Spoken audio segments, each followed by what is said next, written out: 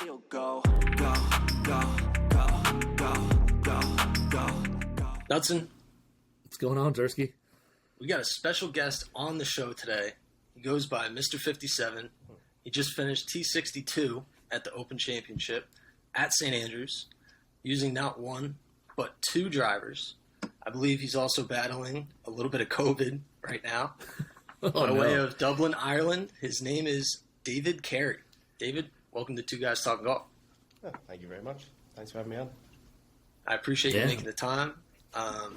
So you are battling COVID right now, coming off of St. Andrews. How are you feeling? Yeah, time is something I have a lot of at the moment. Just stuck at home, really. Not able to do a whole lot, but, you know, I can talk. I know you have nothing but time because you're talking to us right now. And I'm sure you have plenty better things in the world to do. No. You guys are top of the list. Making us feel good. So you just got back from the Open Championship. Can you tell us about that experience? Was it your first major, and how was it out there? Yeah, that was my first major. So to have it at St. Andrews and the 150th Open is kind of a fairly special way to start off. I mean, probably the biggest takeaway is just the crowds. The crowds are just amazing all week. And, I mean, particularly into the weekend, they just got bigger and bigger and louder. It was a pretty cool experience all around. Do you get nervous playing in front of that many fans? No, I love it. The more people, the better. Really? I mean, I like getting out there and showing off what I can do. So the more people that are there, the more people I have to show off to. That's pretty awesome. Give us a feel and for... like yeah, go ahead. Go ahead, Nuts.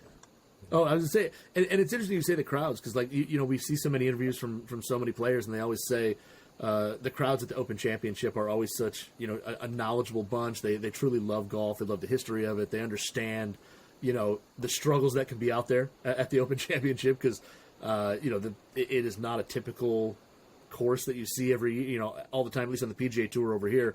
But yeah, I mean, the crowds really are that excited. I mean, do you sense that same thing, that those are just knowledgeable golf fans that really understand the game and kind of understand what you're going through out there?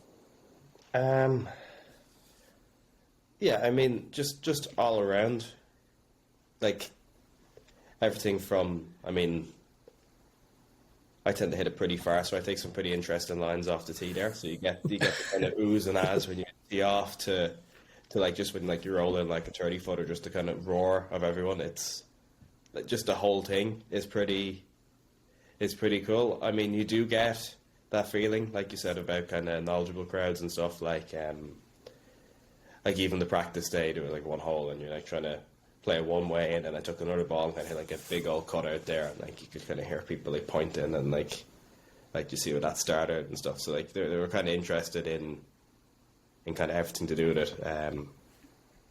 I mean, it was just cool. You just had so many people and everyone was having a good time. I mean, other than when I caught COVID, but other than that, it was all great. Tiger was out there too. Did you feel any Tiger effect? Like, did you play near his group? Oh, yeah. The first 2 days, he was like 40 minutes or an hour ahead of me.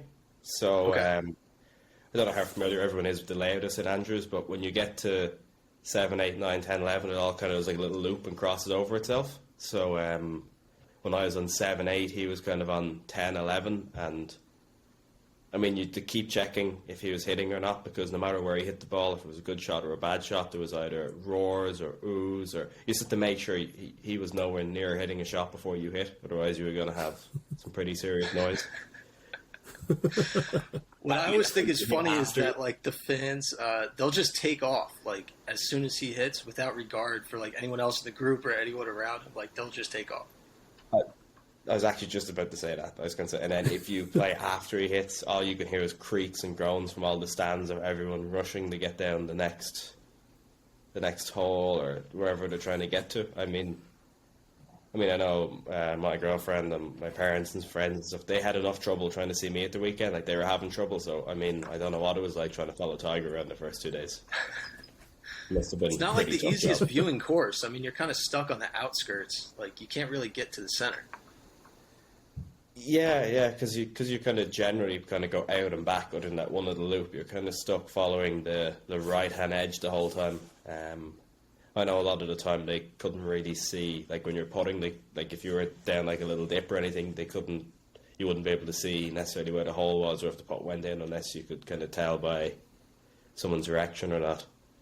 But I mean, there's a few really good viewing points. If you were in the grandstand behind 17, that's a great spot to be because you're looking out at 18T, you get to see first green, 17th green. You kind of see a whole lot of different holes from there, and then the same on there's a couple of grandstands around 7 and 11 where you can see 4 or 5 different holes as well, which they were kind of probably the best viewing spots if you weren't just out following a group from start to finish.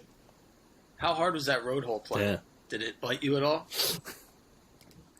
Well, I only made 1 bogey and 2 doubles on it, so it was really not that hard. Oh, no. Sore subject, I guess. Ooh.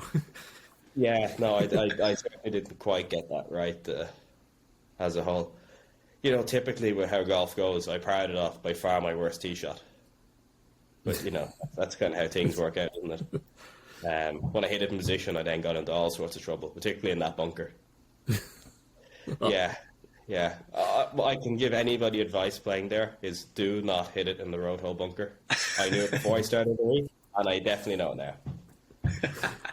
You weren't aiming like 20 feet, 25 feet right of it? Like you just kept attacking the pin, or what happened? Well, the third day, myself and my caddy got a bit of a... I thought one club, he took a different club, and between us we picked the wrong one. Okay. Even though I hit a great shot, it pitched right in the face of it about a yard. It was probably a yard from being stiff, and instead it was play out backwards. Because not only did it go in the bunker, but it kicked right back to the front of the bunker where I didn't have a stance, and I had to hack it out backwards. So that was a sore one.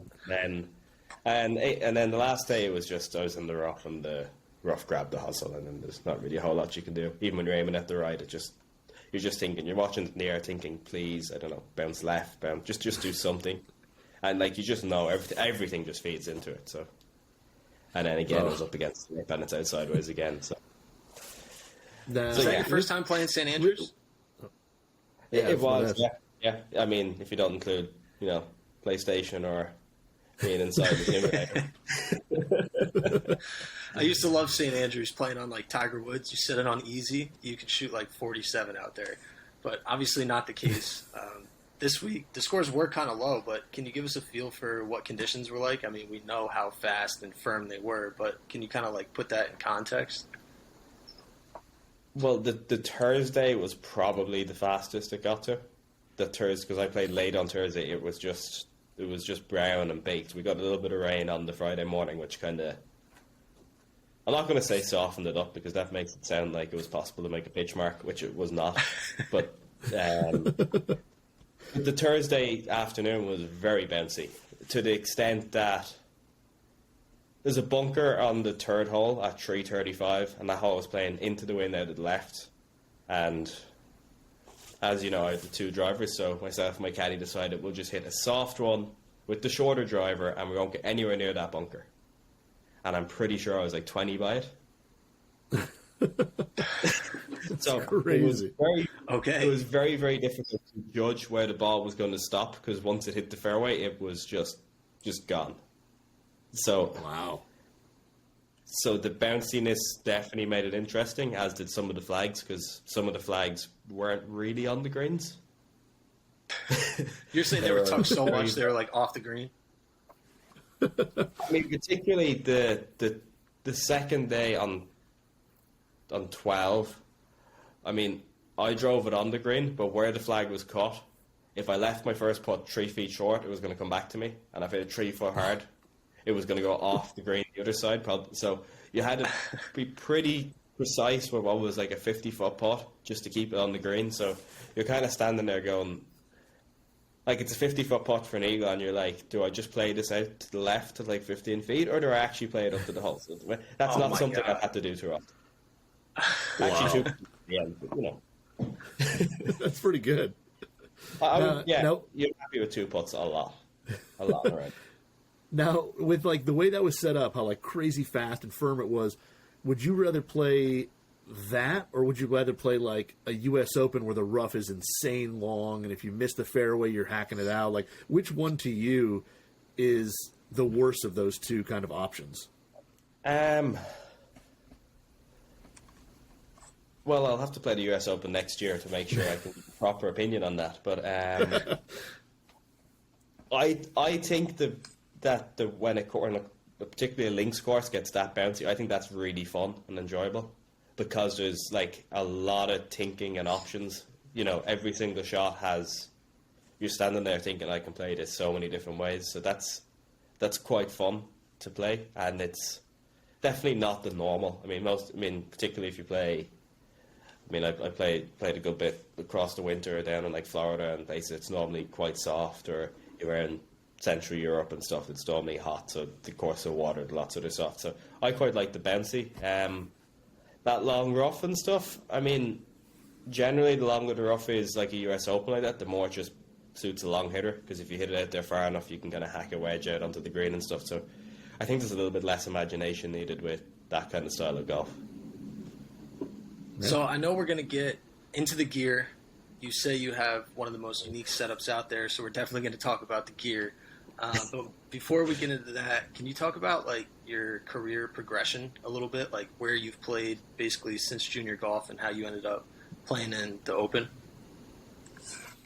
Yeah, well, I didn't really go the normal way about it, which I think is going to become quite apparent to anyone listening to this podcast about basically everything I do.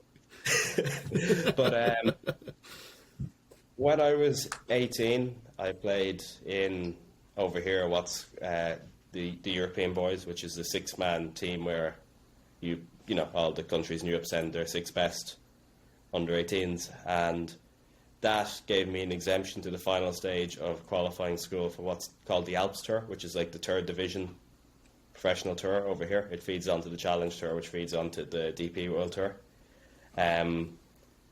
So I went to play that with no real intentions of turning pro or anything like that. Someone just said, it's a good idea, go play against some pros, see what you think, you know, learning experience. And I got a card in spite of the first round. I'm pretty sure I started off, lost ball on the first double, then made a bogey, then had my first ever hole-in-one on the 3rd. Really? Oh my God, what a start. That'll get the emotions going. I was going to say, followed by a birdie, followed by an 8. So I think I shot like 82 or 83 with a hole-in-one. And then the next day I was like, I think 7 or 8 under for like my last 13 holes to make the cut in the number. That's how you bounce back right there. So it was an interesting way to start off my pro career. I mean, I was still an amateur at the time, but I mean, after the first, everyone was saying things to me. I remember like, oh, it's still good experience, you know, and stuff like that. And then no one really expected me to get through. Anyway, so that led me to playing a couple of events at the start of the year. They start their year out in Egypt, and I finished 11th and 6th as an amateur. And wow, this pro thing's easy. Yeah, finish do it. And that 6th place was with no driver because I broke my driver head. So I played with 3 wood only that week. Wow. I break a lot of driver heads, so that wasn't that uncommon. So yeah, I ended up. So I have 2 drivers, then I had no drivers. So, you know, just to keep it interesting. Oh, why not? Never normal with you. From there, I was going to say from there, I kind of, it didn't go quite to plan from there. I was still quite young and hadn't quite figured out this whole golf thing. I mean, still haven't, but you know, I have a little bit more of an idea of what's absolutely crazy and to stay away from now than I had back then. So in 2017, I really became fascinated with Ben Hogan, which is why I wear the flat and white cap, which is my tribute to Mr. Hogan. And that kind of reinvented my game, and that's when I really started pushing on 2018, 2019. It's actually the end of the year, probably 2018. Yeah. Anyway, so 2019 was when I kind of made my first big push on. That was when I shot 57 on the Alps Tour, which is the record score for an official counting world ranking professional event. The next week, so that was my first win as a pro, and the next week I won the first stage European Tour Q School. Nice. I shot 24 under for 4 rounds, which with a 11 under 61 in the second round. So I was kind of getting somewhere, and then I had some more good finishes towards the end of that year, and started off the next year. There's a small winter tour called the Portugal Tour down in Portugal, and I shot an 11 under 61, which is a Portugal Tour record around Victoria Golf Club, which is where the Portugal Masters is played everywhere in the European Tour.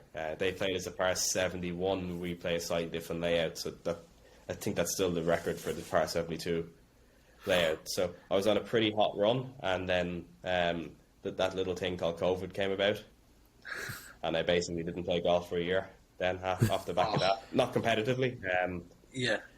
I was practicing all the time and stuff, and that's really where some of the matter experimentation with clubs and stuff came about in that period, because it's not really a good idea giving someone like myself a year of not playing competitively, because I just start thinking, what if I tried this, or what if I tried that, and that can lead down some pretty interesting rabbit holes where you kind of 3 months later go, maybe that wasn't. But I love that. But yeah, so that's kind of, I mean, within that, I'm lucky to have support from Team Ireland, which is like the Irish Sports Council Olympic funding. So they provide me with some funding and some starts. So I get to play some Challenge Tour as well, which is the tour above, Alps Tour. Last year, if I parred my last hole of the year, I'd had a Challenge Tour card, but I bogeyed it. I didn't notice at the time. Man. It was just in hindsight that it turned out that there's double points at the last event, and I was tied for the lead. And it was a par 5. I was convinced I needed birdie to win. I was going for birdie. I made bogey, and it just so happened if I had just chipped my way up the hole and made par, I'd have moved up. But I didn't know at the time, so I try not to worry too much about that. So that's 2 different years where I've been within like a couple of shots of just moving up. So golf can be pretty harsh sometimes, but you kind of learn from that, and then I kind of built on that. And this year I've been playing pretty okay. I've been pretty solid. I'd lost in a playoff earlier in the year in Italy. I shot 8 under in the final round, eagled the last to get in the playoff, and didn't win the playoff, but I've been going okay. And then I won the qualifier for the Open by 4 in some of the worst weather I've played golf in a while. It was just the most miserable. It was in Fairmont St Andrews, which is about 10 minutes away from the old course, and it was just wet and windy and just miserable for the whole day. In fact, one of the guys I was playing with, he walked in after 15 the second round. He lost the ball and he just went, "Sorry guys, I'm gone. Yeah, I'm out." I'm out.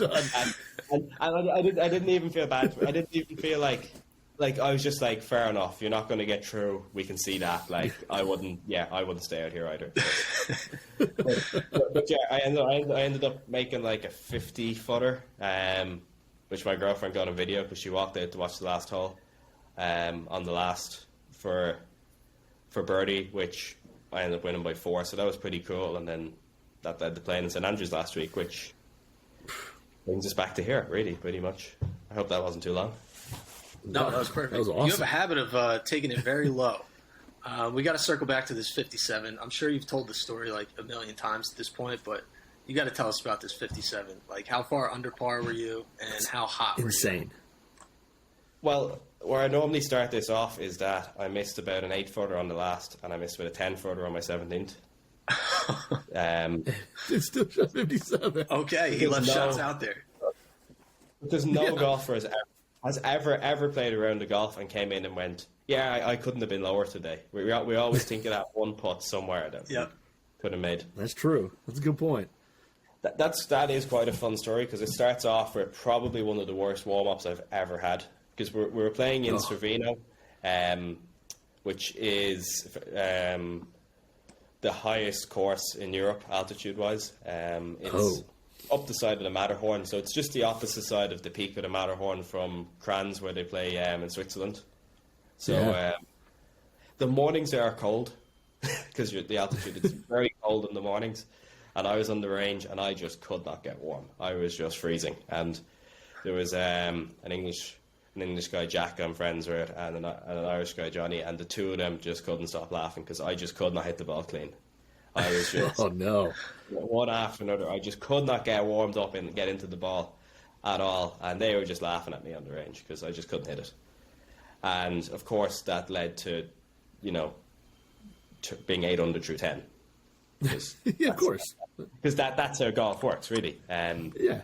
It's a bit of it's a funky golf course because it's at altitude like that, so the ball goes really far, particularly in the afternoon. Yeah. So I had a big long chart with all my yardages. I'd done out with I was using TrackMan at the time. I've got a quad now, but I was using TrackMan back then. So I had a whole because a lot of guys would say it was like about whatever percentage, but when I actually did it up, it doesn't really work like that because when you're like 8 iron, 7 iron, 6 iron, you gain a lot more than like a long iron or a wedge. So I kind of had a chart, so I'd have to get it up. I have it somewhere, but I remember like some of the numbers were just crazy.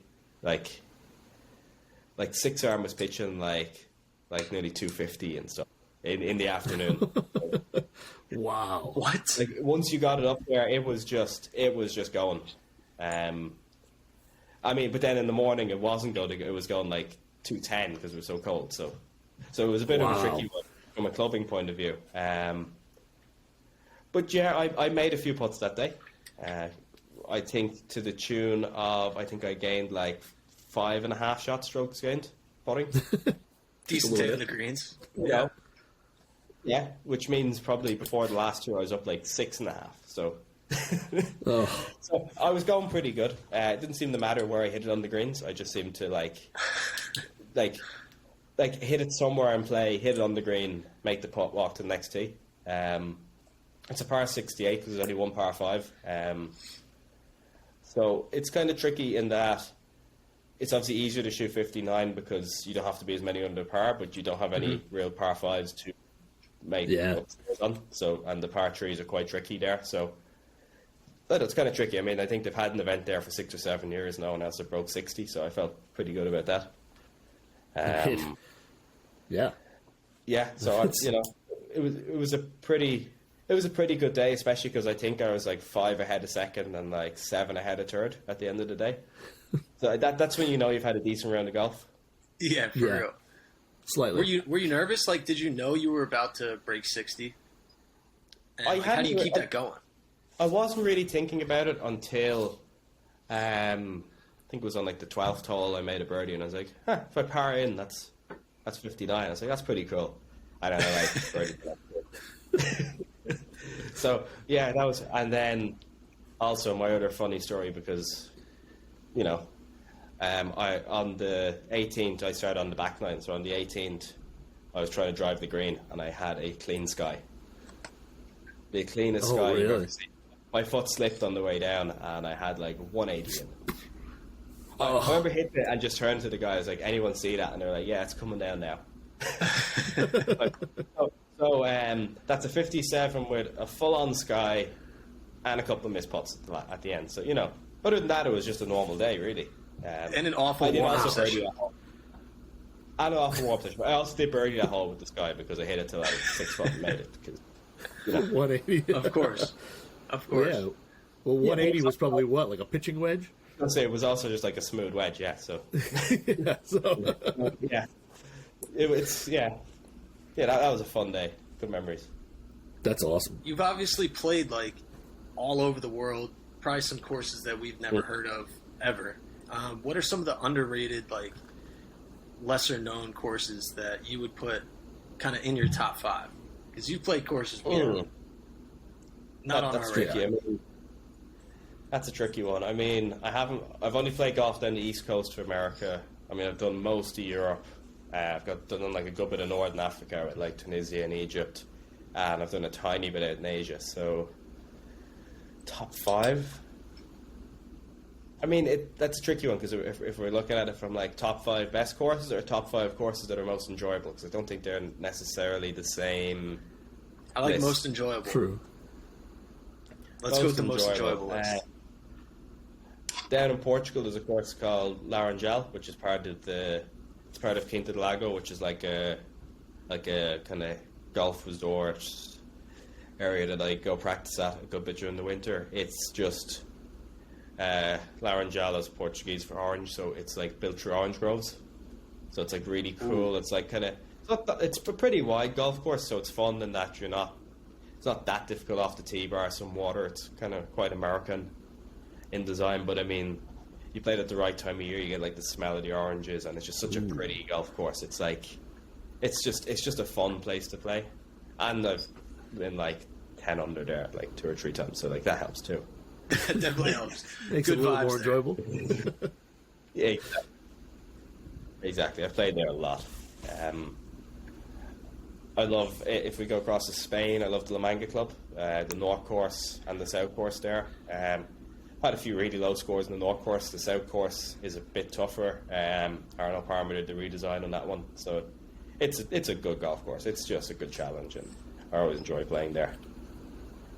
That's pretty cool. I probably have to throw in Ireland as well, don't I? Probably.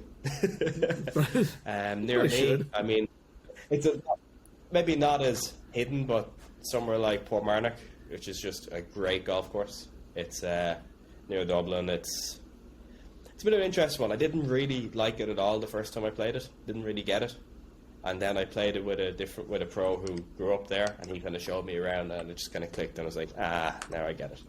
Now I understand. I was just playing it wrong. So some of those older links courses, you really kind of need to play them a few times, and they get better the more that you see them, because you start seeing the holes in different winds and different flags, and you start seeing that like it's like playing a different golf course. You have to just play it differently every single time. So that's a pretty cool golf course as well. That's You awesome. said you're a quad guy. Well, you used to use TrackMan. You're a quad guy. Obviously, pretty in tune with your numbers. We've heard stories about how long of a hitter that you are, but can you give us a feel for like what your driver ball speed is and like how hard you really geek out over the numbers? Well, last week at the Open, the Tuesday I had a little bit of a speed session just to make sure everything was still firing on all cylinders. The quickest I got up to was 192, which was the longest carry, which was the longest carry of the day with 331. Got Bryson by a yard. Let's go. He had me for most of the week, but you know, I got him that day, so I have to throw that in there. That's Yeah, all you right. need is a win. That was Just one win. 331. I was 331, win the little in out of the left as well. Just put that out there. So, I mean, on course, if I'm swinging it well with the bigger driver, I'm normally in the mid 80s, 85, 86, 87. I'm normally in that kind of range when I'm playing. My quickest ever is 197. I've never broke 197. I was really pushing during that whole lockdown COVID period for 200, but I never quite got there. But I probably will at some stage. I'll get another chance at some stage to have a little bit more of a intense go with that. But I mean, most of the time, I'm not really struggling for length at 186. I can't really say that's an issue. Yeah. No. So yeah, and then because we've mentioned the two drivers, the other driver is a little bit weaker in loft, so it's a little spinnier. That one I normally just chip out there, and my chippy one's like 180. So Yeah. When did No you big start deal. doing this two driver thing? Like, you got to take us through this. well, it's an on and off thing. The first time I ever did it is quite a long time ago. I did it back when I was an amateur. I played in the Irish Close, so that's the for Ireland only amateur event. It's 36 hole stroke play, then goes into match play, or at least it was back then. I'm not sure what it is now. And at the time, I was using a 5-degree Adams long drive head, Okay. and I also had an 8-degree slider in the bag. So Yes. I'm a huge I used to slider use fan. the slider. I was going to say the slider just used the knuckleball, so I used to hit that into the wind, and then downwind. The other one was like 47 inches long, long drive head. I used to just tee it up and just go at it. So I used to have. So that was the first time I probably did it. And then it's kind of become an on and off thing. Now it's less extreme. You know, it's not a 5-degree head. It's a 9-degree TSR, which is coming soon. Probably won't say too much about that. And then a 10-degree TSI head. So they're both spec'd up the same. They both have LA Golf Trono shafts in them. Ooh, that's a beast of a boy too. Yeah, nice and stable. And then I play Gripmaster leather grips because I just like sticky, and I hate slippy. Anyone out there plays in humid weather, hot weather, you're just not going to find a better grip than the leather grip. Like it was just the best. So, and in rain, I can definitely account for that being from Ireland. In rain, they're definitely pretty up there. So I kind of go back and forward. It's funny, even though there's only a degree aloft, it does quite a difference to how they play. Because, as I said, the 10-degree works best when I'm kind of chipping it in the lower 80s, because I keep the spin down a bit. If I was to swing at that, the spin just jumps up into the 3000s, which is just a little too much for that. And then the 9-degree head spin gets a little bit too low if I'm chipping at it. But when I start upping the speed, it keeps the spin in those low 2000s that kind of maxes out distance. It's also then easier to cut. Easier to cut the 9-degree, easier to up the 10-degree. So it just gives me different options off the tee, depending on wind, how far I want it to go, stuff like that. Plus, I don't really need 3-wood that often, unless the hole's like over 600 yards. Other than that, I just don't really need 3-wood second shots. So, how are you liking that TSR? None of us have hit it yet. I mean, I've seen it in person. Yeah, but that's about it. How are you liking it? I mean, it's not majorly different to the TSI. It looks a little different, maybe just a fraction from the top. It definitely looks really cool when you look at the underside. Feels good. It's playing good. It's good. I mean, it's really solid, just like the TSI was. They're both really good drivers. I don't know necessarily how big a difference there is from head to head, but there was enough that, I mean, I didn't change the 10-degree because I love that little 10-degree is just like perfect for me, so I didn't touch that. Gotcha. But on Monday or Sunday, it's actually the Sunday of the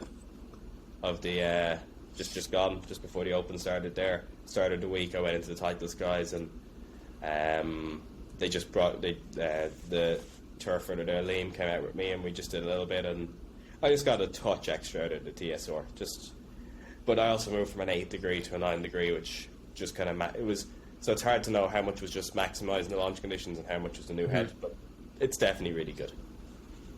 Yeah. And then the Trono, I mean, I've hit that thing, and I'm not a high ball hitter by any means. I hit the ball pretty flat. No, he's not. It is one of the... Yeah, that is 100% true. But that thing, I mean, I'm assuming with your ball speed, whatever, you're probably like playing like a 75 TX. I mean, do you tip it at all? Or is that basically straight in? And then, do you have different lengths for the 9-degree and the 10-degree? They're both built to just under 46. They're both exactly the same. They both swing weight the same. They're identical, other than for the heads.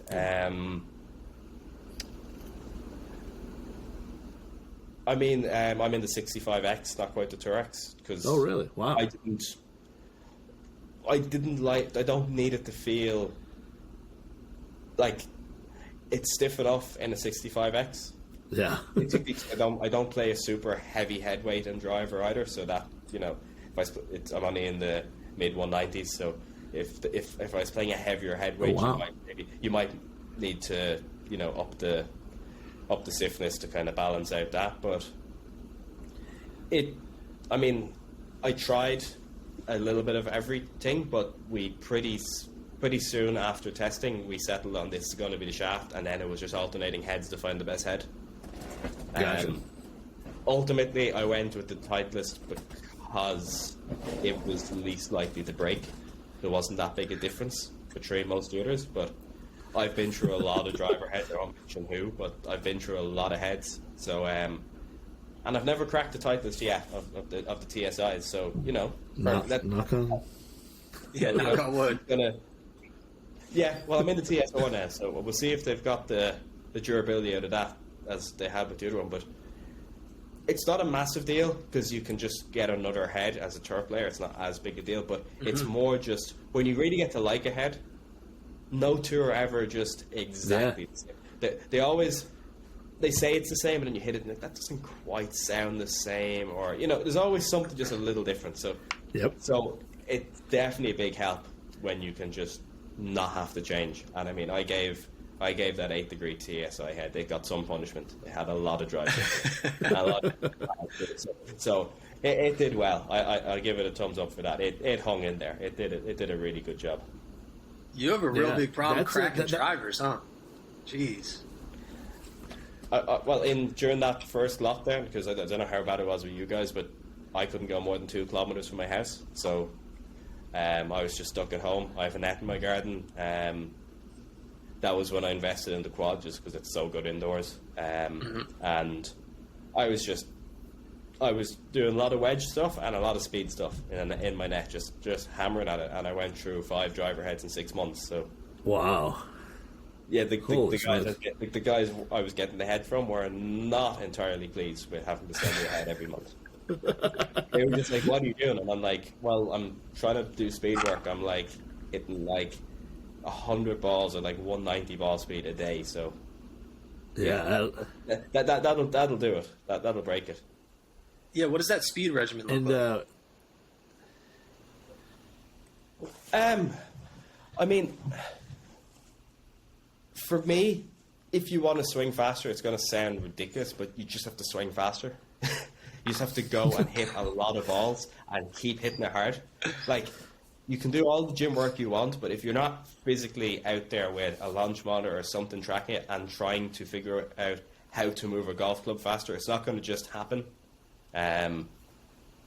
Like, you have to have that intent, and like, you really get pumped. Like, I never broke 190 before then, and then when you get like 189 and you're like 189 point something, you're like, come on, I have to, like, it's a 1 mile an hour, I have to go, and you just kind of keep pushing it further and further and further. So like, you just get in that mindset of, I'm going to hit it further, I'm going to go faster. It was actually it was also funny when I went into, I also was then also working on like my launch conditions. When I went into lockdown, I sit in like a low cut, and I sit there like super high when I came back. And like for like the first 9 holes, I never seen a drive tee off, or one of my drives take off. I was just looking in completely the wrong spot, because I got in at like high 70s with a low flight and came out with like 190 and a high flight. So I was just like, I was just missing the window completely. It was really funny because the guys were like, "Oh, it's straight," and I was like, "No, didn't see it." And I was like, "Oh, that's not where I was looking." Is that part of the reason, like, you did? Because the only reason I'm asking, because I mean, I looked you up in your little profile. The profile on like the Open Championships site has you with a different shaft than the LA Trono. Is that something that, because of your speed, that you switched over to the Trono like recently? Because the one they show you, I think it's a GP, Graphite Design GP black, in what looks to be a TSI head. Tour 80 GP. I played that towards the end of last year, and also around the period where I was shooting the super low scores. I went into the Trono last November, and gotcha. So that's just been in the bag since last November. I haven't changed. I haven't done anything. It's working most of the time. So it's just been like, I'll just leave you alone. Learn my lesson there. Finally. How many shafts did you go through? I have because I mean, you can see behind me here. I mean, I'm a shaft guy. He loves switching them up. I mean, if I was to go up into my attic, I have a bit of everything. I used to always be like a Diamond, a White, or an Ahina guy. I used to be like, if nothing else works, give me that, and I'll be able to play golf. I had everything. I'd like some of the graphite design stuff is great as well, like the BB, the blue one. I used to enjoy that a lot, or the GP. I've had like Aldila greens. I've had I've had a lot of different stuff. Kyoshi Black was good. Oban, that was good. That was a good one in terms of bringing in dispersion. It wasn't the longest shaft I ever had, but at the time it was good for hitting, like keeping it in play and stuff. That's where I like the Trono. It's like a good balance. It's as long as most of the other shafts, but I don't feel like I'm giving up anything. It feels like I kind of get the best of both worlds instead of having to pick and choose. Yeah. Oh no, I mean, like I said, I'm with you. I've tried pretty much everything in the world. I played the GP for a while, a couple of years ago, and now I'm kind of shifted over to Ventus at the moment, but again, depending on what comes out next year, whatever. I mean, it all changes every year, so I don't stick with anything too long.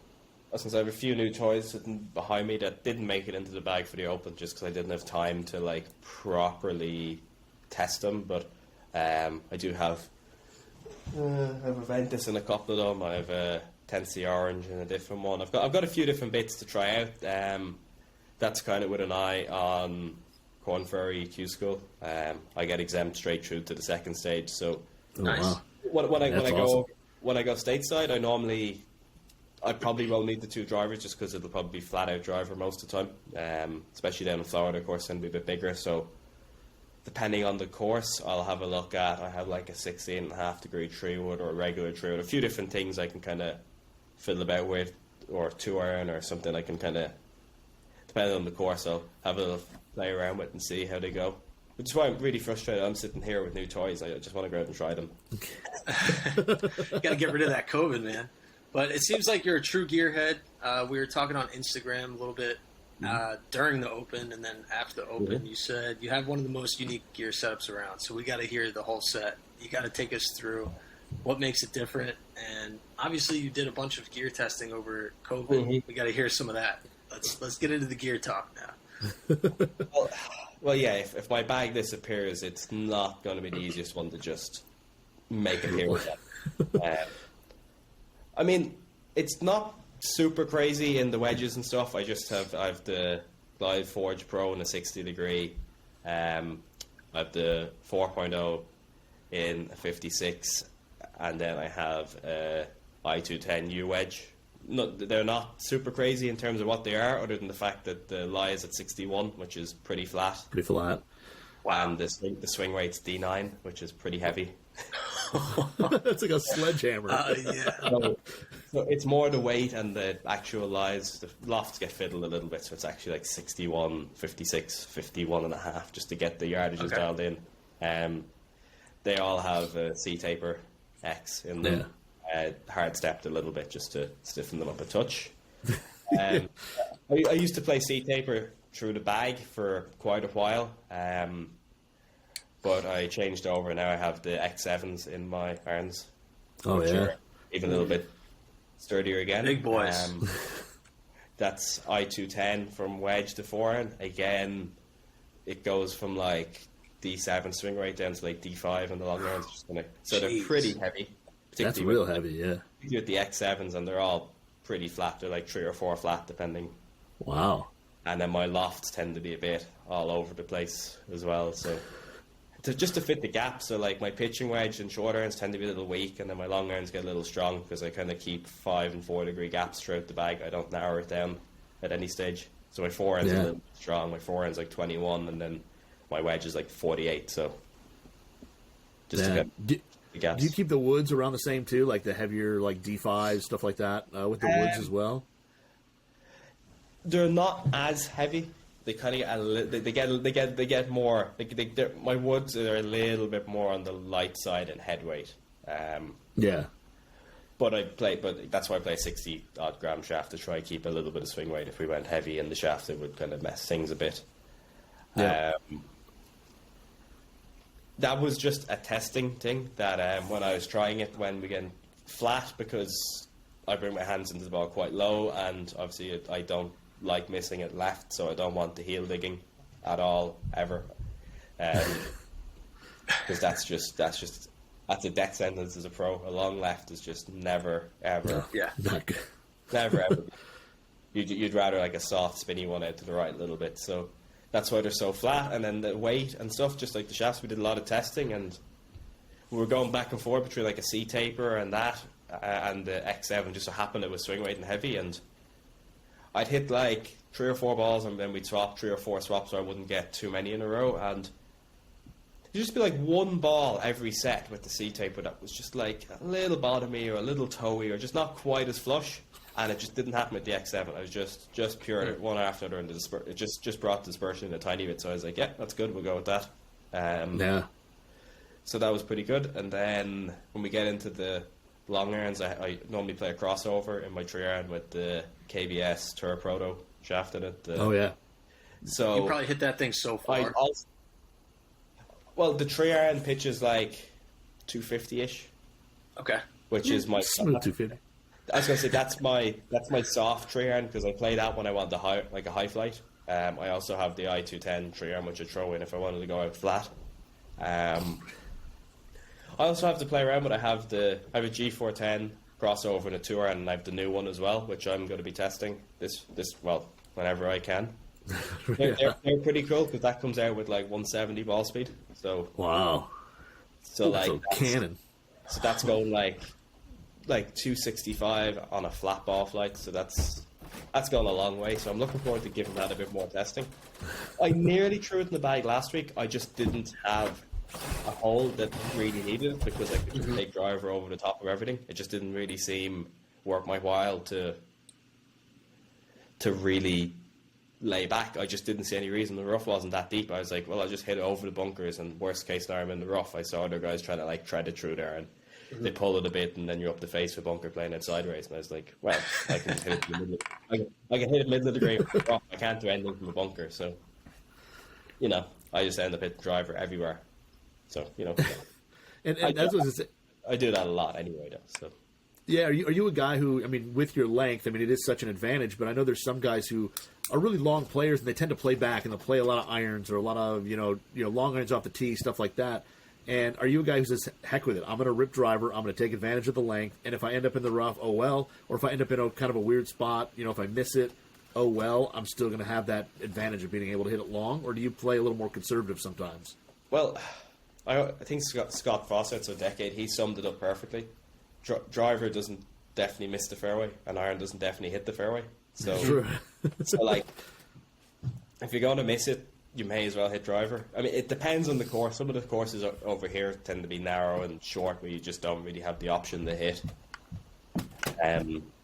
driver. But most of the time, I'll try to take it on. Particularly, that's why I have the two drivers, because I'm very, very straight when I hit the little one. I back myself to hit that down very small gaps, so I tend to just take it on because it's kind of weird. Even though I'm long, I kind of like some of the slightly narrower courses where people do tend to hit irons because, if I'm longer than someone by 15 yards, I'm longer than them by 15 yards. But if they hit 3-iron and I hit driver, now I'm a lot longer than them. So that's when you really start gaining. If I hit like a little chippy drive down there on a wedge and they've played it like 3-iron, 6-iron or something, now you're really in a position to make a gain over the field. Yeah. Great point. I think Sadlowski was on a podcast and talked about that, where he was trying to play too conservative and all that. And he's like, I was taking away the biggest advantage I had. And like you said, if you're going to hit a wayward shot, why not hit a wayward shot with driver and be hopefully down there closer and have an easier shot into the green, maybe. But yeah, it's like I said, I just wondered, I don't have that length, so I don't have to worry about that problem. I can hit driver everywhere. So he can miss the fairway with a pigeon wedge too. That's true. Well, like, very true. It's one of the reasons I don't often have a 3-wood, because I just don't get it as a club. It's smaller than a driver, so it's less forgiving than a driver. It goes shorter than a driver. Like, you're never going to stand up on the first and top a driver, I hope. Like it's a big head. You've got a lot to aim at, whereas like a 3-wood, everyone kind of tops them every now and again. JT did it off the 18th with a 5-wood, so like, Yeah. I mean, it happens. It happens to everyone. So a lot of the time, like, if I really, really need to hit a fairway and it's that narrow, 3-wood's not going to be my club anyway. It's going to be like a 3-iron or a 2-iron. So like I just never really get this thing where I play with guys and they just hit 3-wood everywhere, and I'm just like, what are you gaining here? Like, just get better with driver. That's the kind of like. I get it's a little different for some amateurs where, like, if you're slicing it, the bit of loft and stuff can help reduce some of the curvature and stuff. But if you have a properly fit driver, again, if you're that guy with the kind of slicey swing, if you got like a 12 or 13 degree driver, that's just going to be easier to hit. It's just a bigger head. You can't get around the fact that it's bigger and easier to hit. So yeah, I mean, I can hit the 10 degree off the deck as well. So if I really needed to hit driver off the deck, I can. So I love that. like, so I don't feel like I give up that much. Plus, like, I know we see it on the TV with Rory and Tiger and guys. Sometimes Hideki had a cool one at the start of the year, but how often do you really see a tour player hit a 3-wood to like a foot? Oh, yeah. I mean, Yeah, you don't. Like, rarely. like, I mean, if I have like 290, I always wonder to myself, because a lot of the time I miss the green with 3-wood and then you're pin high and you're in trouble. It's like, if I had to just hit 3-iron front edge, like, am I really going to like average that much worse? And a lot of the time, afterwards, normally, not at the time, you kind of go, maybe I should just hit an iron out of the front. I would have just been pitching straight up that green, and wasn't short sided, this, that, and the other. So it depends on the course. Sometimes you do need a fairway wood, but like a lot of the time, like if I fly at 320 with a driver, and then I can fly at 3-iron 250. That's 570. You know, carry. Yeah, so, Get home anywhere. It's not that often. Yeah, I'll get up to mostly what I need to get up to. So yeah. I've been on the anti-3-wood team for years, and that makes me so happy that you said that. And you put it so well, too. I think we should put this on a shirt. Like, you never top a driver, but you top a 3-wood sometimes. I love that. It's so true, though. Definitely like your biggest misses always come with a fairway wood. That's my opinion. Yeah, like the same with Skies. Like the head is not that big on a 3-wood. I mean, maybe like something like a mini driver. I have one of them sitting behind me as well. So like a mini driver is maybe a little better, but like, you know, for your average guy, just get a driver you can hit pretty straight and just hit that. Don't even like think about it. It's just too much. Like you're just giving up too much. Like everything, Decade, Mark Brody on stroke skate, everything just shows that being further down the hole equals less shots. Now, there's always exceptions, if there's a river running across the hole at 240 and you can't get over it, you have to lay it short. But other than that, most of the time it's like hit driver, and I mean, people hit wedges different distances, so it always surprises me when people don't just hit like little chippy drivers. Like a driver can be hit shorter than your max as well. You don't have to max it out every time. You can just get like a nice repeatable 80-85% swing going. You step on it when you need it, but you don't play at your maxed out speed all the time. That's probably one of the other things I'd probably advise people to do if they're out there. I forget that myself. Yeah. I tend to just go at it every time. But filling out the bag, what do you do with the putter? I have a SIK flow, so the mallet. Arm lock with the LA Golf 180 shaft in it. So this one did stick around from lockdown because I fiddle with putters a lot. I shot 57 with a Spider X in Navy, and I still have it. Obviously, it's upstairs. It's been pretty good to me at times, but at other times not so much. It's a putter. You have that kind of love-hate relationship with it, but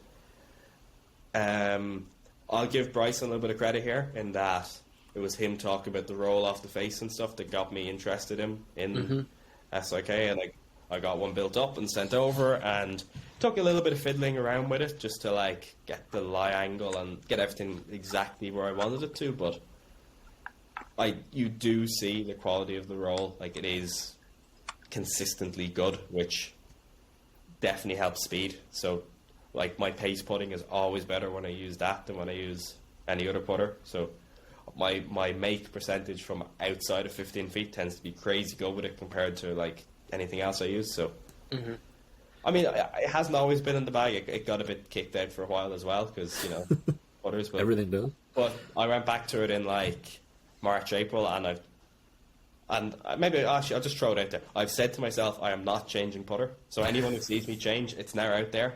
I have stepped changing it. So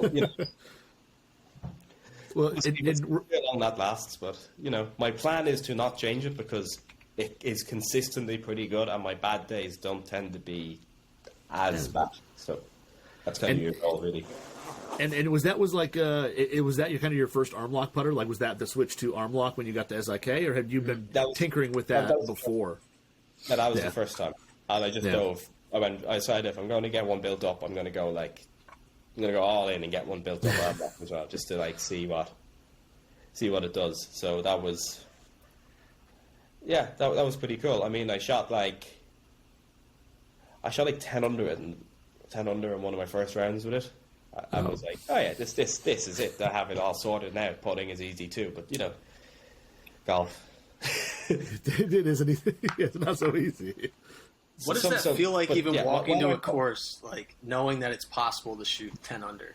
Like, what's that feeling? Because I know for, guys like me and Knudsen, we're like, I hope I break 80 today. But what's it like being like, well, 61 is out there? It's kind of weird in that it's not necessarily that you set up thinking I'm going to shoot X score today. It's just, for whatever reason, when I tend to get 6 or 7 under early on, I just keep my foot down and keep going. I never get worried by the fact it's like, oh no, I'm 7 under, I better just like play safe. It's like, well, if I birdied the first 7, why can't I birdie the next 7? So, like, it doesn't always work out that way. Sometimes it's a great start, sometimes it's just like a run in the middle, but like when I putt well, I tend to putt really well. I tend to make a lot of putts from slightly longer distances when I get going. So that does help too, and then I tend to be a pretty good arm player on top of that. And then when you add in the fact it goes far, so you kind of a good recipe to shoot some low scores when you're reaching all the par 5s, maybe knock on the odd par 4 and you start making a lot of putts. Yeah, I just wish it would happen more often, but We all do. you sort of play more golf, you have more odds of shooting low rounds. Yeah. That's a good point. Are you on staff with Ping, and have you tried the I-230s yet? I know they're floating out there. Hatton and Sink have them in the bag. I was chatting with my coach about them. That's Shane O'Grady. He coaches Leona Maguire as well, who plays on LPGA Tour. And she's been sent a set, so we were chatting a little bit about them and stuff. They're going to have to be really good, because I love my I-210s. I've dropped them twice, and both times really regretted that I dropped them at all and went back to them. So, like, I think I've learned my lesson this time, and I have told him that he is allowed to hit me if I ever try to change them again. So, like, they're going to have to be really good, because I tend to be a little steep at times, so the slightly wider sole on the I-210 really, like, particularly if I play in like Florida or somewhere kind of grainy or a little softer, is really helpful, just for getting that turf interaction. And they're not that hot. There's like a lot of other cavities that would have that wider sole would just be so hot and would just go so far that they'd be a bit unplayable. So they strike a really good balance for me. So definitely try to stay with them. I'm not on staff for Ping. I have used Ping a lot over the last few years, and we have quite a good relationship. So when I got into the Open, I did use a Ping staff bag because I had some logos to get done up and stuff. Because normally when I'm traveling around Europe, I just bring a small carry bag just because it's easier to get around and not be overweight and stuff.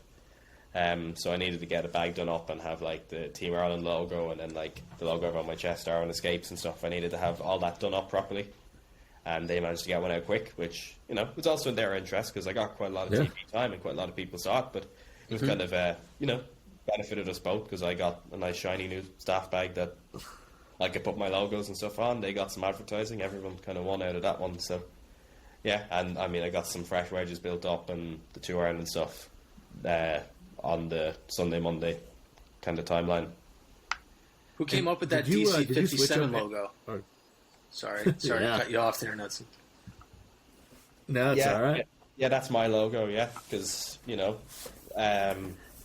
obviously I'm the only guy who shot 57, so it's kind of nice to have it on my cap, and then the kind of... That's so sick.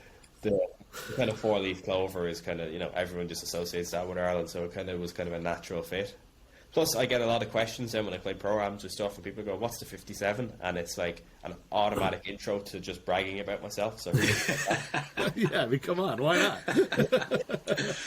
I mean, that's the first thing I noticed. I was like, 57, does that mean he shot a 57? Then I gave it a quick Google. I was like, wow, that's like such a cool tagline to have about yourself. Like, yeah, I shot 57. No one else in the world ever did, so...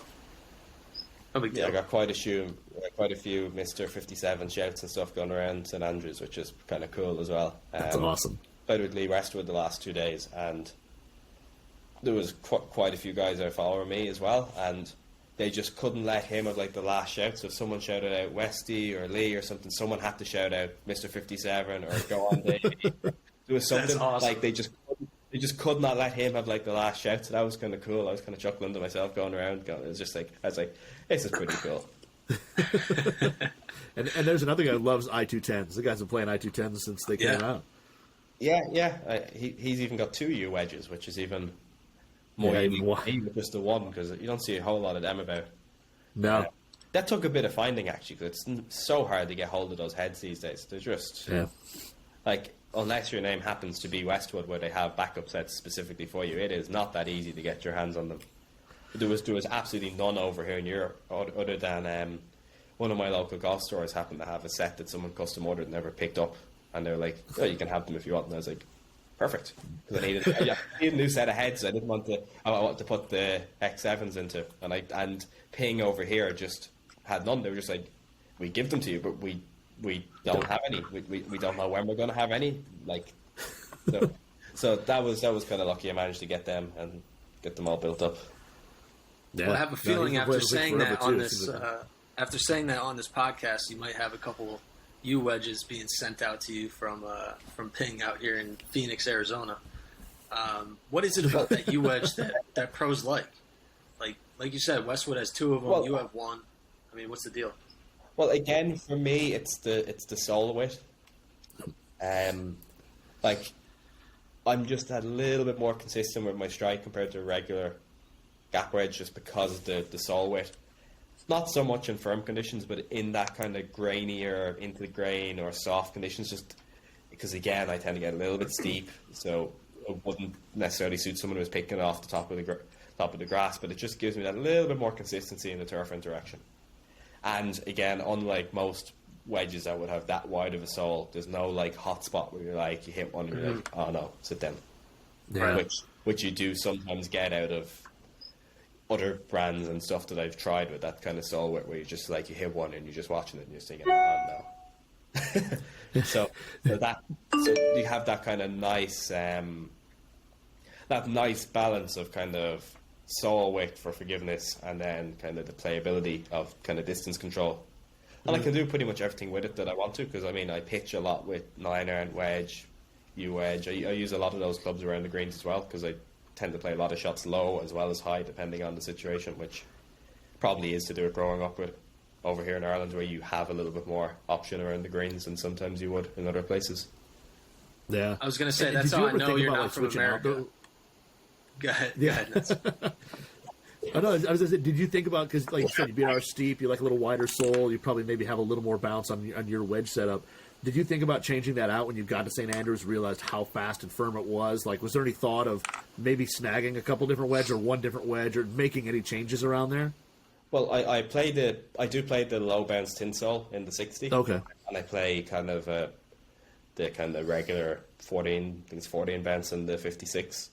So I normally play a high and a low anyway, just as an option, because wedges are kind of interesting, because even though in theory high bounce should suit me throughout the bag, you lose a lot of versatility if you do that. So even though the low bounce is a tiny bit harder for me on a full shot with a 60, it's not so much more difficult that it's worth giving up the fact that I can open the face and do some different things around the green. Plus, if I really, really need that high bounce on a full shot, I can hit a softer 56. You know, you can kind of play around with it a bit. It's kind of like rules are made to be broken, so you kind of have to have a guideline to get you into the right area, and then once you're in that area, you can start kind of figuring out exactly what works. So you kind of play around with it. I do like having a low bounce, particularly in the 60, which it's going to sound counterintuitive, but particularly out of bunkers. I've always enjoyed low bounce out of bunkers, which is kind of the opposite to, again, what you're supposed to do, but just the way I like opening it out, I tend to show a lot of bounce into the sand. So if I have too much bounce, it actually just starts bouncing a bit on me. So a nice low bounce wedge lets me kind of really get the strike and the spin I'm looking for out of bunkers. So you do have to kind of fiddle with that in conditions a little bit. When I was in Florida in the winter, I did kind of throw in 8 degrees of bounce instead, just have a little bit more just because it was so wet and grainy. So you do have to fiddle with it a little bit, but I generally would err towards high bounce 56, low bounce in the 60. Nice. You just never like doing anything conventional, do you? No, I mean we didn't really touch on it yet, but the amount of things I tried over lockdown. I mean, I tried for about 6 months and won a tournament with one length irons. Oh, really? Did you? You just threw them in just on a whim? Well, Bryson was on a pretty good run, and I wouldn't like to say I copy anyone, but when someone's doing something really well, I kind of go, well, why is he doing that well? So I was like, maybe there's something to this. So I got a set of one length irons built up, and actually some Jumbo Max grips as well to try out. Wow. Okay. You were going full I still Bryson. think I could have made that. I still think I could have made that work if I was in Bryson's position, where they were being made for me instead of me trying to make them. I was kind of trying to, like, they were a set of one length heads, but I was kind of trying to make them fit me. They were a bit on the low spin side, so. What kind of heads But, were they? I think they were Cobra heads because they were the easiest to get hold of. I think I was just struggling a little bit to get them exactly set up right. The sole widths were a little narrow and stuff, but I still think the concept makes so much sense. Like, to just make the same swing, because like there was certain days where I just felt like I couldn't miss with an iron because you just got dialed in and that was it, because like you're just making the same swing. But I just could never quite get the setup to be quite. I just couldn't quite get it to match up properly, the gapping and the yardages and stuff. So, as much as I wanted to make it work, and I did win an event in the K Club just down the road for me with them, I just couldn't. I couldn't justify keeping going with them. I just found it was like right, this is just, I'm putting too much work into trying to make it work, which is the one long period I have where I didn't use the I210s. I used the. What you call it? I used the forged blade for a little bit as well. Okay. Oh, the blueprint? The blueprint, the proper butter knives. They're so as well. And I loved them until I went to Spain to some grainy grass, and I realised why I was playing wide soles and remembered. They just stuck on the ground. So, I think I finally learned my lesson. But, I mean, the big grips is interesting too. That was great with driver. I absolutely love that with driver. It just felt like you could just hit it so hard. You could get this big grip and you could just hammer at it. But it was just one of those things. I gave it a go. I tried it all out. It didn't quite work for me quite as I wanted to. What else were you trying out during that lockdown? You were talking about how you tested like everything during lockdown. We got to hear about that. Well, I mean, I tried different wedges. I tried everything from Dell wedges, ping wedges, Vokey wedges. I play ping just because of the wet weather performance, which wet weather, it's due, in early morning and stuff. It's just more consistent, and that's really the aim of the game. I wanted something that I didn't feel like if I played the front nine and it was dewy and the back nine and it was dry, that I get two different flights. I wanted just to be able to go, right, this is consistent. So ping won out in wedges, they won out on irons. Putter, sick. I was going to open everything. Titus won out in driver for the fact that it doesn't break yet. It's a great reason to play a driver. Hey, it doesn't break. I mean, I tried a whole load of different shafts in that time. I was trying, quite a few, mainly graphite design at that time. I was trying all different types. I ended up playing the BB for a while, which is another really nice feeling shaft. Yeah. I'm trying to think. I tried a few other funny things like 7 woods, 5 woods, 2 irons. Trying to figure out gaps, and so a lot of that testing came about with the fact that there is a point with one length irons where you start struggling to gap the long irons. Mm-hmm. It's really, really hard to get like a 3 iron that's the length of a 7 iron, the fly length of a 3 iron. It's just hard to swing a club. It's just not an easy task. So you end up looking at, well, what if I throw in like a hybrid or maybe like a 7 wood, or you start trying all these different things, and it was like I get times where I was like, I think I have it now, and then didn't it? And then you'd like go play somewhere really soft, or I think actually probably the final straw was I went out to Dubai for some winter practice, and I just couldn't hold the green with like a 5 or a 4, and I just couldn't get the height up. Yeah. I was just hitting them way too far, because even though I got the carry distances finally worked out, I didn't have to spin. Oh, yeah. Well, yeah, because you're probably de-lofting the hell out of them to get them to go the exactly. gap. And then, strong loft, got the carry number right, all looked good on a machine, all looked good when I played in soft Ireland in the winter. Went over there and I was like, I have 240 or 250 and I have no way of landing it on the green and keeping it on the green unless I hit like a 6-iron and hook it hard. And I kept going, this is not really doing what I thought it was going to do. Did you go to the wedges too, like the single length wedges? Like, did you have the whole set, or did you keep the wedges standard? Because I messed around with single length for a little while, and for me, the hardest thing, I actually, I hit the 5-iron probably more consistently in my set because it was shorter. But the wedges for me, it was just, especially sand lob. I could not get. I mean, I didn't practice enough. Let's be honest, but I just could not get consistent with hitting different shots with those length wedges. They just, I couldn't do it. And like I said, it would probably need more practice, but that was the struggle for me. Again, there was pros and cons. The spin was unbelievable because you could so fast. So like, it didn't matter what lie you hit into in the rough or something, you could just dig it out. Because like, I mean, I swing a 7-iron stock at like 105, so I'm swinging a 60 degree at 105. So like, you could dig that thing out at anything. Yeah. So it was great for getting out of rough or stopping the ball. It was definitely a little bit more of a challenge if you were trying to hit like a little finesse shot, just because of the length, and also trying to get the weight, because I just didn't really get on very well with the Cobra wedges. Their sole design just didn't work for me at all, which meant trying to make ping heads work, but the ping heads are too heavy, so now I was having to try counterbalance them to get swing rates, which made the overall, it got very messy trying to get it all exactly, and I definitely drove my coach slightly insane trying to match it up, because I do his workshop using his equipment, trying to like fiddle with it all, and then I'm like trying to get the lie angles right, and I'm like, no, maybe we need to go a little more upright, and it's like, no, maybe we go back flat again, and no, we'll bend that loft this way, and then we'll go that way, and we'll add some lead tape. No, that's too heavy. I just ended up going back and forwards, and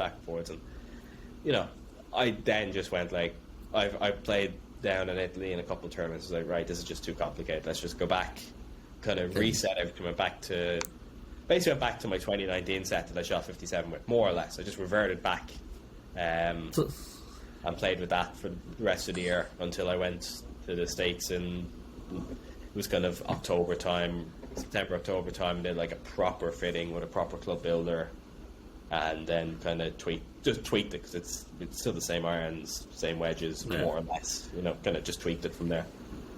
Sounds like your biggest problem is your desire to want to switch everything out, even when you find something that works. Well, you keep we're boys. Boys. I was going to say, you're just like nuts. You keep seeing something new and shiny and thinking, what if that makes me 1% better? There you go. And like, sometimes it does.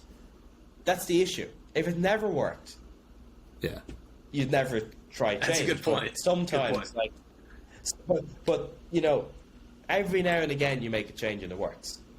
Like even down to the ball, I play left dash 1x, and that was mainly because I didn't like the change when they changed to when they made they flipped the 1x. So I just find it so hard to play in the wind, because I'm fast and a little steep, get a lot of spin out of my wedges. Used to really struggle with flighting them in the wind with the new 1x. And then if I went down to the 1, I lose ball speed because the compression's too soft. Yeah, good point. Yeah. So, like even to the extent, like last week on the range, you didn't have left dashes like just in baskets, but when we were fitting the TSR, like we were hitting the 1, and he was like, "Okay, I've seen that," and he's like, "Right, I want to see you with your own ball." So we went in and grabbed a couple dozen left dashes, and like ball speed just jumps up straight away. Spin a bit, like straight away it goes from like 84, 85 to like 88, 89, just because. Wow, that's huge. Wow. And it kind of works like that as well. The faster you swing, the more you can get out of the left dash. Yeah. Like, I wish it didn't quite cut up so easy, because I think it's probably the easiest to cut ball, the cover. So I go through lots of them, unfortunately, which, it's a little bit annoying when you have a fairly fresh ball and you have a full wedge. You're like, that's cut, that's gone. Gone.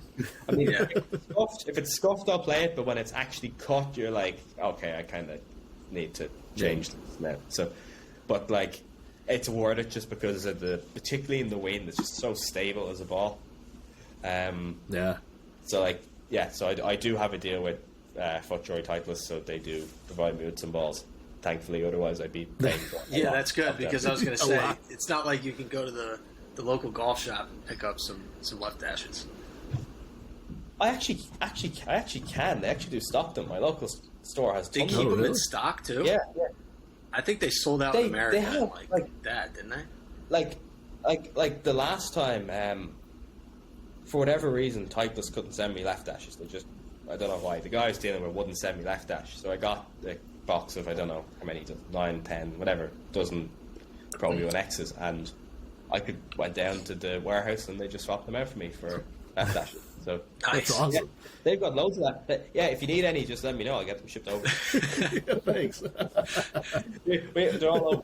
I don't know if it's that people don't really know what it is over here. Maybe it's not marketed as much. It's still, you play a Pro V or play an X. I don't really know if it's that, or if it's just that, they kind of got undercut a bit by, like, I think Bridgestone were doing deals and stuff, and I don't know, on price that people just went with the cheaper. I don't really know why, but there tends to be a lot of left dashes over here.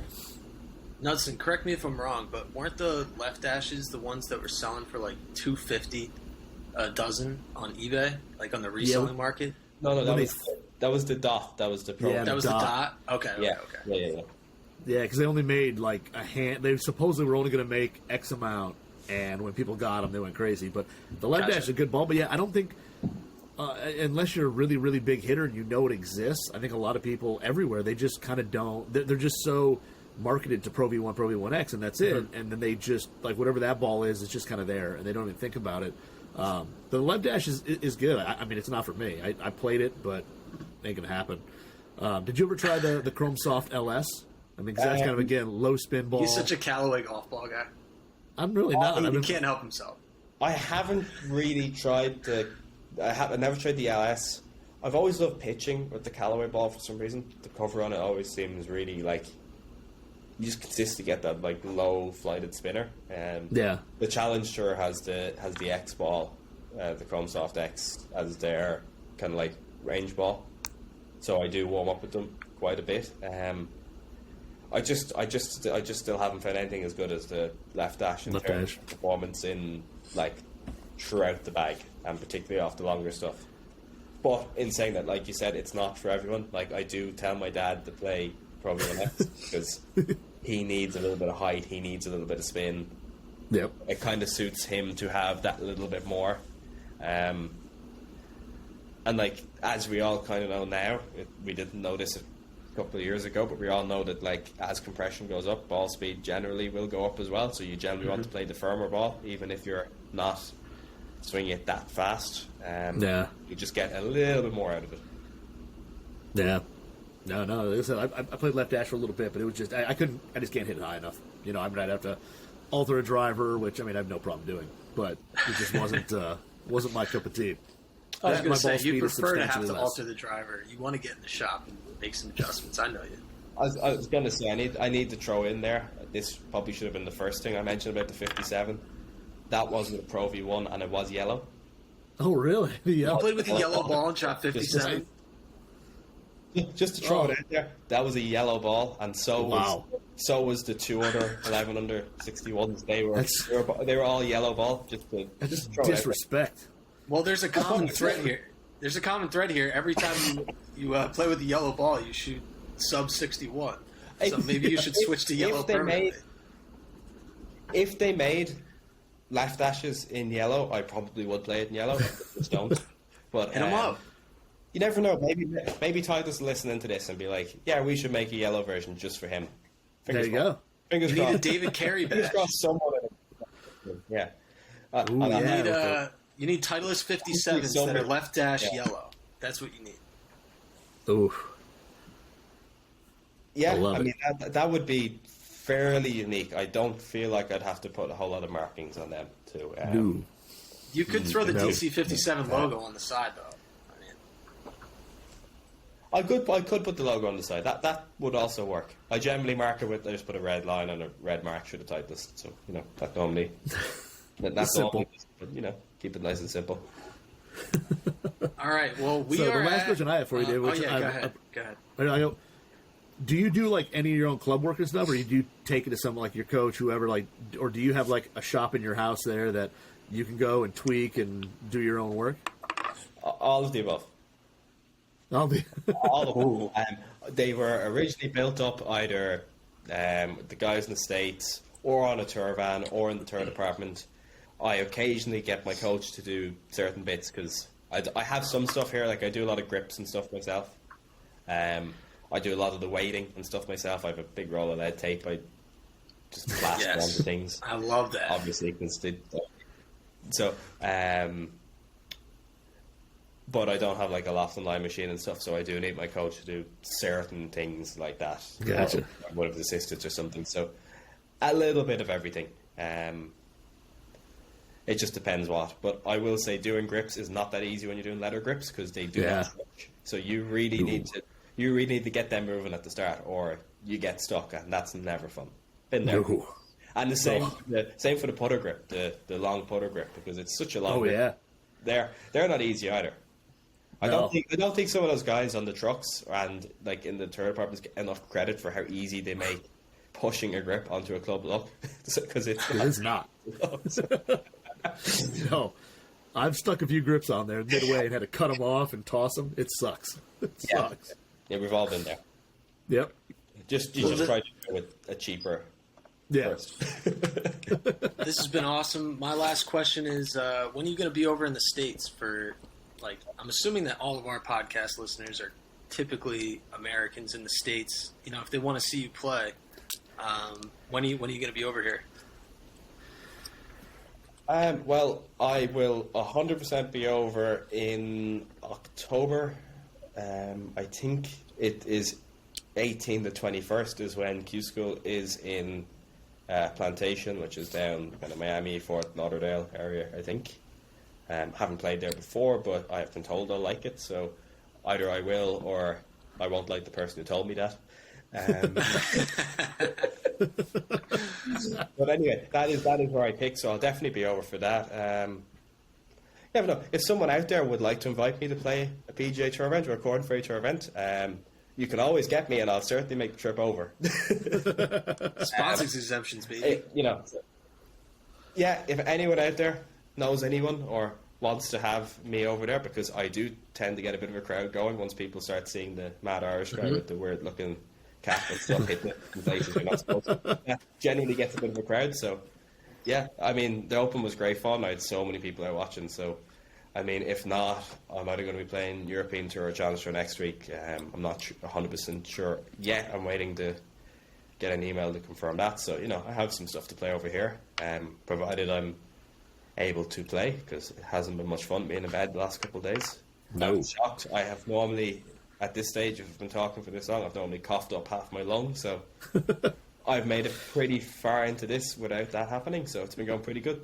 I was going to say, I'm Hell really of a job. sorry for keeping you on here for like an hour and a half at this point. It's just been rolling, and you're such a gearhead. We love talking to gearheads, talking equipment, so really appreciate the time, David. Really appreciate you coming on the show and talking shop. It was really fun. No problem. I think the fact that I knew it was the left Pro V tells everyone just how deep into the weed That's true. I That's go. true. Heavy in it. I think that, if nothing else, that probably, if the other 100 things didn't give you the hint, that probably did. Yeah. Yeah, Let's that set put it off. over the edge. Well, this was two guys talking golf, and really it was three guys talking golf. We appreciate David Carey, special guest, and we'll be following your career along. If you ever want to come back to the show, talk a little bit more gear, a little bit more shop, you're always welcome back. You're one of us, officially. So we appreciate the time, and we'll see you guys next week. Yeah. Thanks for having me. Still go, go, go, go, go.